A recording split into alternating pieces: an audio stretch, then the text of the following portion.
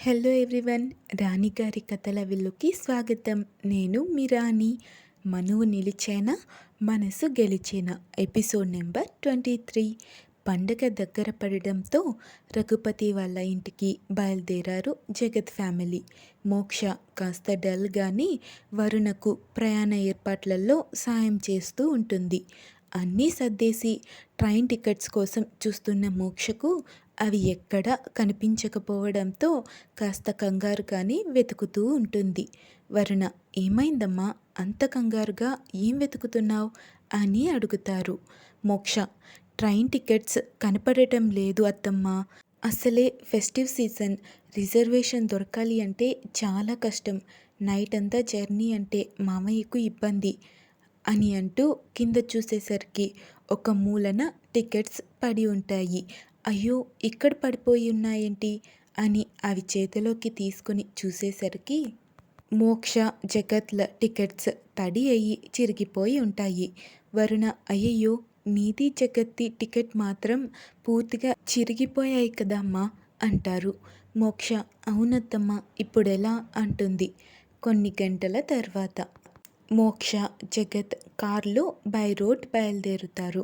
మోక్ష, అప్పటి నుండి డ్రైవ్ చేస్తున్నారు కదా, కాస్త రెస్ట్ తీసుకోండి కాసేపు అని చెప్తుంది అలసిపోయినట్టు కనిపిస్తున్న అతన్ని గమనించి. జగత్ నవ్వి, ఎక్కడ ఆగడం అంత మంచిది కాదు మోక్ష అంటాడు. మోక్ష, ఎందుకు మంచిది కాదు అడుగుతుంది అర్థం కాక. జగత్, అంటే అది ఈ సైడ్ అంతా బార్స్ ఎక్కువ ఉన్నాయి, డ్రింకర్స్ ఉంటారు, నిన్ను ఇలాంటి చోట ఉంచడం మంచిది కాదు అని చెప్తాడు బయటకు చూస్తూ. మోక్ష, నా వల్ల మీకు ఎప్పుడూ ఇబ్బందే కదా, నా ప్లేస్లో లలిత అక్క ఉండి ఉంటే కాసేపు తను డ్రైవ్ చేసి మీకు రెస్ట్ ఇచ్చేది. మా స్థాయికి తగ్గట్టు నేను పెరిగాను, అదే లలిత అక్క అయితే మీ స్థాయికి తగ్గట్టు పెరిగింది. ఏ రకంగా చూసినా మనకి అస్సలు మ్యాచ్ కాదు. అత్తమ్మ ప్రపోజల్ తెచ్చిన రోజే నేను నో చెప్పి ఉంటే ఇంత దూరం వచ్చేది కాదేమో అంటుంది ఎటో చూస్తూ. జగత్ కాసేపు సైలెంట్గా ఉండి, నా అనుకున్న వాళ్ళ కోసం ఎంత శ్రమ పడ్డా అది ఇబ్బందిగా అనిపించదు. ముఖ్యంగా జీవితాంతం కష్టసుఖాల్లో తోడుగా నిలిచే భార్య కోసం ప్రాణం పోయేంత కష్టమైనా ఇష్టంగా భరించచ్చు అంటాడు నవ్వుతూ. మోక్ష, నేను మీ జీవితంలో ఉండేది కొన్ని రోజులు మాత్రమే అంటుంది దృఢంగా. జగత్, మనం ఎన్ననుకున్నా రాతను ఎవ్వరూ మార్చలేరు కదా, చూద్దాం ఏం జరుగుతుందో అంటాడు నవ్వుతూనే. మోక్ష ఇక ఏం మాట్లాడినా లాభం లేదు అని మౌనంగా ఉండిపోతుంది. జగత్, మోక్ష, సైలెంట్గా ఉంటే నాకు నిద్ర వస్తుంది, ఏదైనా మాట్లాడు.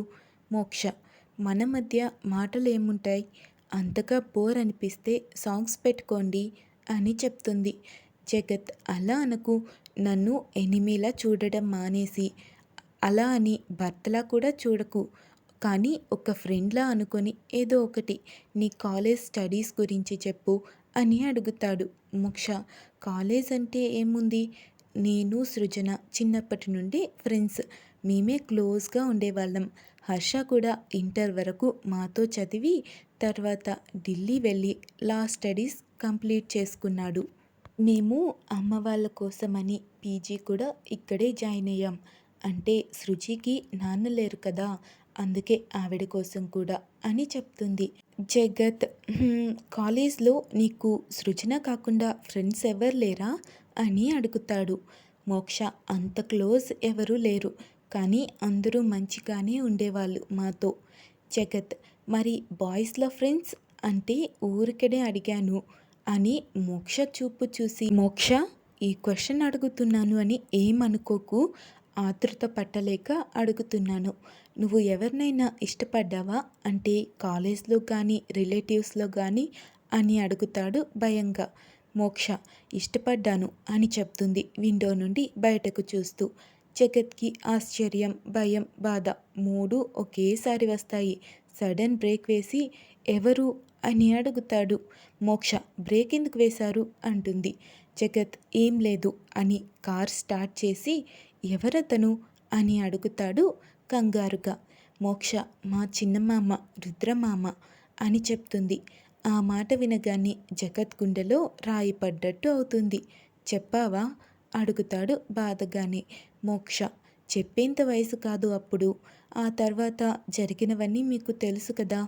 జగత్ అంతా సవ్యంగా ఉండి ఉంటే నువ్వు మీ మామనే చేసుకొని సంతోషంగా ఉండేదానివి కదా అని అంటాడు. మోక్ష ఆ ఛాన్స్ కూడా నాకు లేదు. లలిత అక్క చిన్నప్పుడే మా మామతో తాళి కట్టించుకుంది కదా అంటుంది బాధగా. జగత్ ఇప్పుడు ఉంది కదా ఆ ఛాన్స్ అని అడుగుతాడు.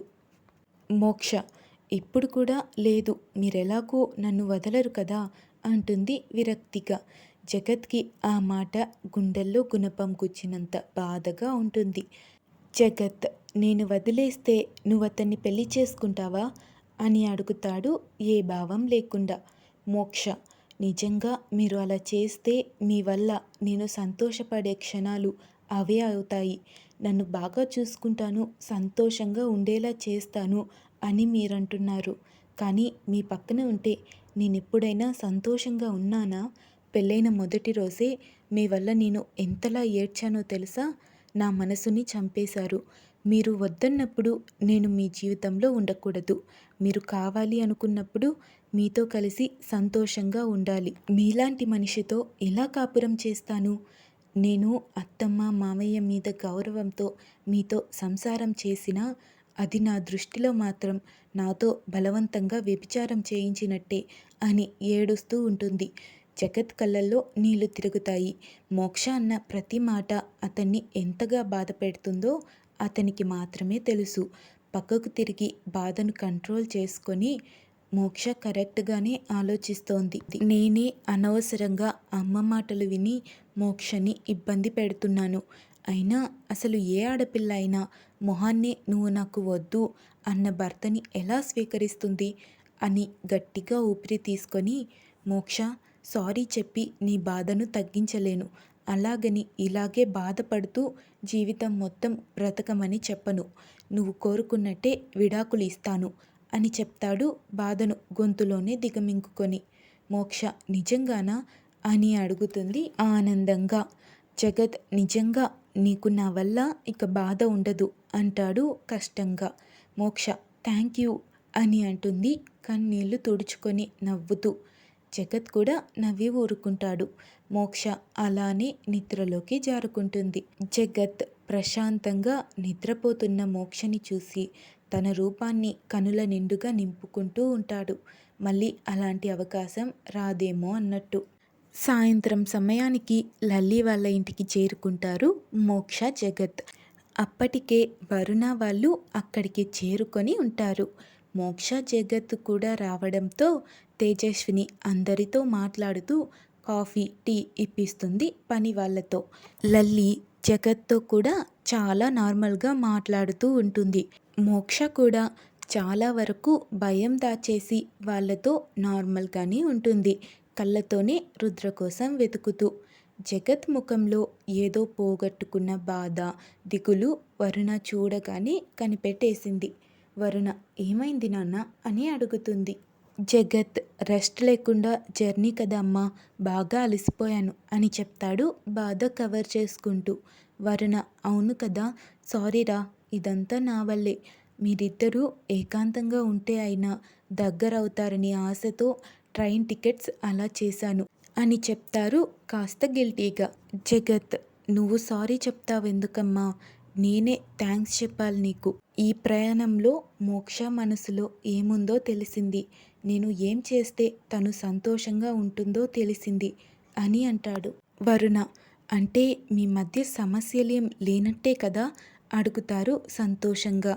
జగత్ అవునమ్మా, మా మధ్య ఇక ఏం లేనట్టే. సరేమా, నాకు తలనొప్పిగా ఉంది, కాసేపు రెస్ట్ తీసుకుంటాను అని రూమ్లోకి వెళ్ళిపోతాడు. అప్పుడే ఆ రూమ్లో ఉన్న బాత్రూమ్ నుండి మోక్ష బయటకు వస్తుంది. మోక్ష మీరేంటిక్కడ అని అడుగుతుంది ఆశ్చర్యంగా. జగత్ ఈ రూమ్లోనే ఉండమన్నారు నన్ను.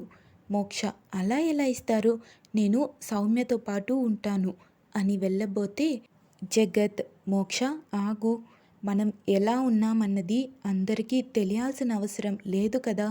ఇది మనిల్లు కాదు, ఇక్కడ నా వల్ల నీకు ఏ ఇబ్బంది రాదు అని చెప్తాడు. మోక్ష ఇంకా అలానే ఉండడం చూసి జగత్, మోక్ష ప్లీజ్, ఆ రోజు జరిగిందేదో మందు మత్తులో అలా ప్రవర్తించాను, అంతేకాని నేనేం మరీ అంత విచక్షణాహీనుణ్ణి కాదు. అప్పటి నుండి మందు కూడా మానేశాను. నా వల్ల నీకే ప్రాబ్లం రాదు, అర్థం చేసుకో ప్లీజ్ అని బ్రతిమలాడుతాడు. మోక్ష బ్యాగ్ అక్కడే పెట్టి బాల్కనీలోకి వెళ్తుంది. జగత్ థ్యాంక్స్ అని చెప్పి ఫ్రెష్ అయి వచ్చి అలానే బెడ్పై వాలుతాడు. అలా పడుకోగానే నిద్ర పట్టేస్తుంది అతనికి. మోక్ష లోపలికి వచ్చి జగత్ ముఖం చూస్తుంది. బాగా అలసటగా కనిపిస్తున్న అతన్ని డిస్టర్బ్ చేయడం ఇష్టం లేక అక్కడే ఒక మూలన పడుకుంటుంది. కాసేపటి తర్వాత జగత్ ఫోన్ రింగ్ అయ్యేసరికి జగత్కు మోక్షకు ఇద్దరికీ మెలకువ వస్తుంది. జగత్ లిఫ్ట్ చేసి హలో అశోక్ అనగానే మోక్ష అతని వైపు చూస్తుంది. అశోక్, నిద్ర డిస్టర్బ్ చేశానా? జగత్, పర్వాలేదు చెప్పండి. అశోక్ మోక్ష మొబైల్కి కాల్ చేస్తుంటే స్విచ్ ఆఫ్ వస్తోంది. ఒకసారి తనని తీసుకొని ఇంటి వెనుక ఉన్న తోటలోకి రా అని చెప్పి కాల్ కట్ చేస్తాడు. మోక్ష, అన్నయ్య మీకెందుకు కాల్ చేశాడు అని అడుగుతుంది డౌట్గా. జగత్, నీ ఫోన్ స్విచ్ ఆఫ్ అంట అనగానే మోక్ష మొబైల్ చూసుకొని అయ్యో ఛార్జింగ్ పెట్టడం మర్చిపోయాను అనుకుంటుంది. జగత్, మీ అన్నయ్య నిన్ను తీసుకొని ఇంటి వెనుక ఉన్న తోటలోకి రమ్మన్నాడు, పద అంటాడు. మోక్ష ఎందుకు అని అడుగుతుంది. జగత్, ఏమో వెళ్తే తెలుస్తుంది అని తనను తీసుకొని అక్కడికి వెళ్తాడు. అశోక్ అప్పటికే అక్కడ వెయిట్ చేస్తూ ఉంటాడు. లల్లి కూడా ఉంటుంది అక్కడే. మోక్ష, ఈ టైంలో ఇక్కడికి రమ్మన్నారు ఏంటన్నయ్యా అని అడుగుతుంది డౌట్గాని. అశోక్ లల్లి ఇద్దరు పక్కకి జరుగుతారు. వాళ్ళ వెనుకే రుద్ర ఉంటాడు. మోక్ష డౌట్గా వాళ్ళ వైపు చూస్తూ ఉంటే అశోక్ అని తలాడిస్తాడు. మోక్ష అతన్ని హత్తుకొని మామ అని ఏడుస్తూ ఉంటే వాళ్ళకు కూడా బాధగా అనిపిస్తుంది. ఇదండి ఈ ఎపిసోడ్. జగత్ మాటిచ్చినట్టుగానే మోక్ష జీవితం నుండి తప్పుకుంటాడా? మరి లలి ఎలా రెస్పాండ్ అవుతుంది? ఈ రెండు జంటల మధ్య మనువు నిలుస్తుందా లేదా? ఆసక్తికరంగా సాగిపోయే ఈ కథ అస్సలు మిస్ అవ్వకండి. ప్లేలిస్ట్లో వరుసగా ఎపిసోడ్స్ ఉంటాయి. కొత్త వ్యూవర్స్ మొదటి నుండి స్టోరీ కంటిన్యూ చేయాలి అనుకుంటే ప్లేలిస్ట్ చెక్ చేసేయండి. నెక్స్ట్ ఎపిసోడ్లో మళ్ళీ కలుద్దాం. Bye bye.